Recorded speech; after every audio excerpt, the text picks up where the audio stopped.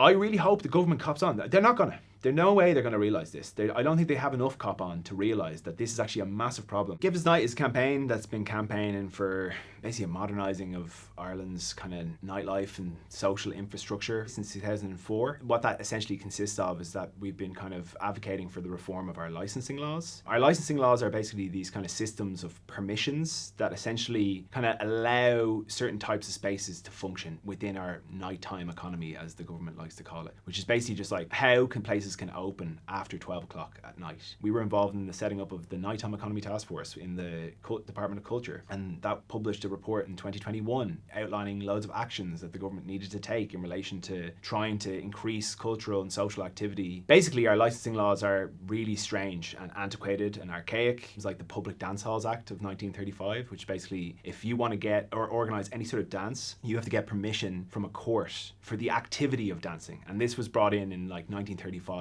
on the back of a thing called the Carrigan Commission, done by the Catholic Church, where they looked into the sexual behaviours of young people, and they found that throughout the country at the time there was all these kind of like house gatherings of people gathering for music and for stories and for dance, and there'd be a room for music and song and dance, and there'd be a room for stories, and then upstairs people would probably be getting up to no good, and the Catholic Church did not want that to be going on whatsoever, outlawed these gatherings, let the guards go into people's private homes just to shut down a dance, completely sterilised the activity, killed the potential cultural movement. It resulted in, at the time, emigration of like musical communities, something that we're obviously very familiar with in the modern age as well. That law still exists. You still have to get permission of effectively the guards if you want to organise a dance. I think that constraints actually promote irrational behaviour. I think the best example that I always try and give about this is Good Friday. Basically how they used to ban buy and drink on Good Friday. It used to be a thing where there would be queues outside of off licences on Thursday night. People were freaking out that they wouldn't have any booze for the following day, that they would queue up outside of an off license to like load up, and then they'd get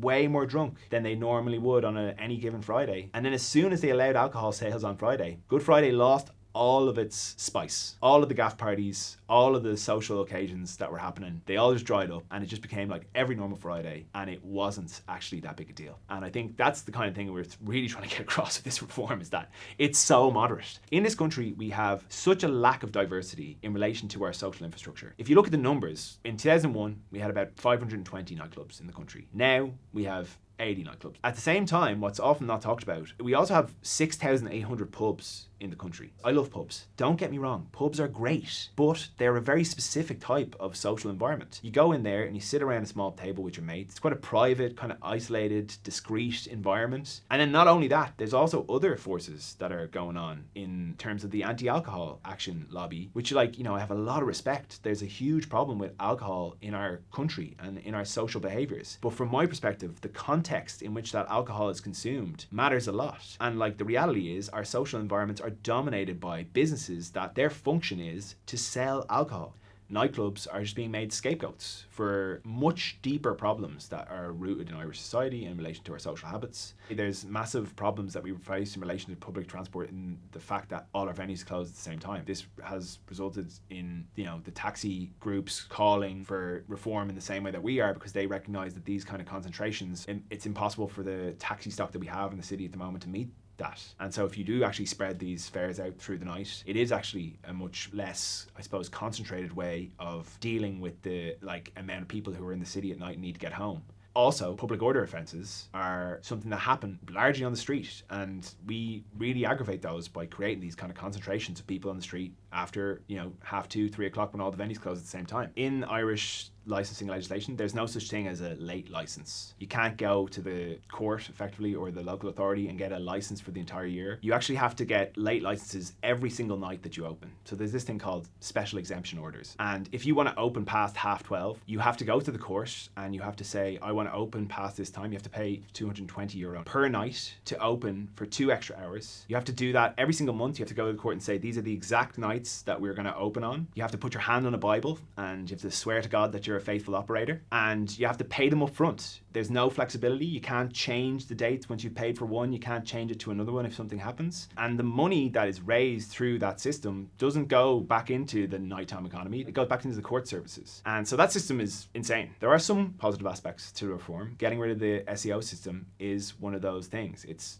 really positive. The problem is that this late opening hours, this 6 a.m. thing, it's not going to apply to all venues. First of all, it's not 6 a.m. It's 5 a.m. They're going to serve in nightclubs, if places with a nightclub permit, till 5 a.m. People can open till 6 a.m., but the alcohol will be served until 5 a.m. There's also a late permit that's being instituted, which will essentially replace the SEO system, which will allow bars, if they apply for it, to go until have to, as normal. You won't have to go home early on a Sunday anymore. That was a weird law. Some of those clubs have what is called a theatre license. Before 2008, the theatre license was used by a lot of venues to basically open later than 3 a.m. We actually had later opening hours. The vintners lobbied the government incredibly strongly and managed to close a loophole in the theatre license and brought their closing times in line with pub closing times. That basically crushed a load of different venues who had theatre licenses and led to the downfall of loads of different clubs. In this reform that's being proposed, the theatre license is being turned into a new license type, which we've advocated for,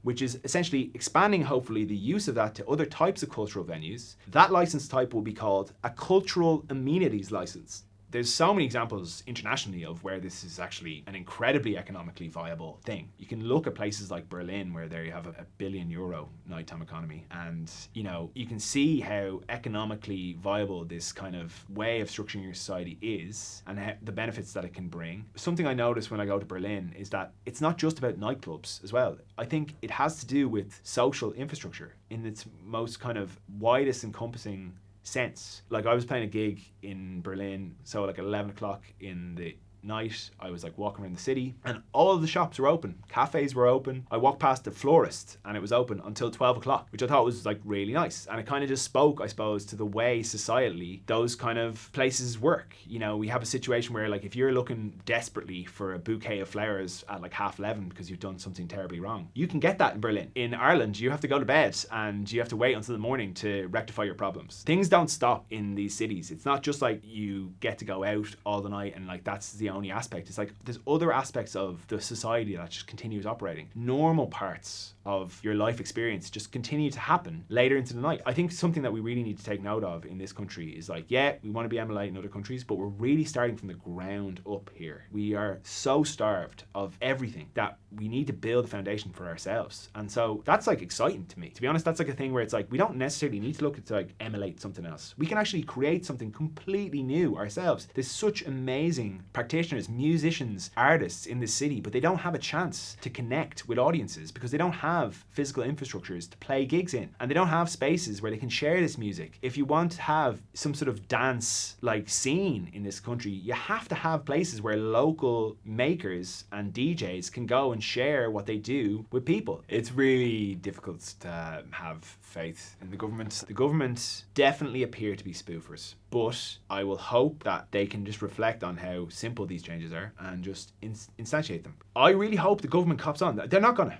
There's no way they're going to realise this. I don't think they have enough cop on to realise that this is actually a massive problem. We're not getting rid of social issues by closing down venues or not allowing different types of social infrastructure to exist. At the end of the day, that's what licensing laws kind of relate to. They relate to the permissions that allow different types of infrastructure to hold people for, just social infrastructure, for social purposes. And we just don't have those things in Irish society. But unfortunately, what I think this government really cares about is the money. And again, there's 6,800 pubs, there's 80 nightclubs, there's 90 theatres. Those 6,800 pubs are putting a lot more money through taxation into the pockets of the government than the nightclubs and the theatres are. So whose interests do you think are going to be represented in the decisions that they make?